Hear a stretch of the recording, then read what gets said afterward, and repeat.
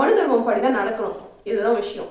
So மனு தர்மம் என்ன சொல்லுது அப்படிங்கறத இப்படி கோட் பண்ணுவோம். சனாதனம்னா என்ன அப்படின்னு கிருஷ்ணரே சொல்றாரு அப்படிங்கிற ஒரு கூற்ற பார்ப்பனர்கள் வைக்கிறாங்க. கிருஷ்ணர் சொல்லியிருக்காராம், 4 வர்ணங்கள், அந்த 4 வர்ணங்களையும் நானே படைத்தேன். 4 வர்ணங்களில் முதலாவதாக இருப்பவன் பிராமணன். பிராமணன் அப்படின்னா உங்களுக்கு தெரியும், கோயில் அர்ச்சகர்கள் இருக்காங்கல்ல, பிராமின்ஸ் அப்படின்னு நம்ம சொல்லுவோம். இதுக்கு அடுத்த வர நான் பிராமின்ஸ், பிராமின் அல்லாதவர்கள். அவங்க யார் யார் வராங்க அப்படின்னு பார்த்தீங்கன்னா, நம்பர் 2 சத்திரியர்கள்.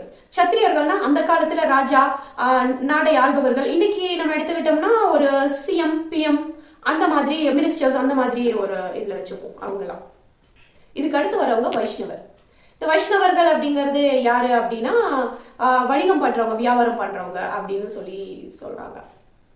இதுக்கு அடுத்தது வரவங்க சூத்திரர்கள் அப்படின்னு சொல்றாங்க. இந்த சூத்திரர்கள் அப்படிங்கிறவங்க யாரு அப்படின்னா, உரிமை காக்க போராடுவதே கடமை.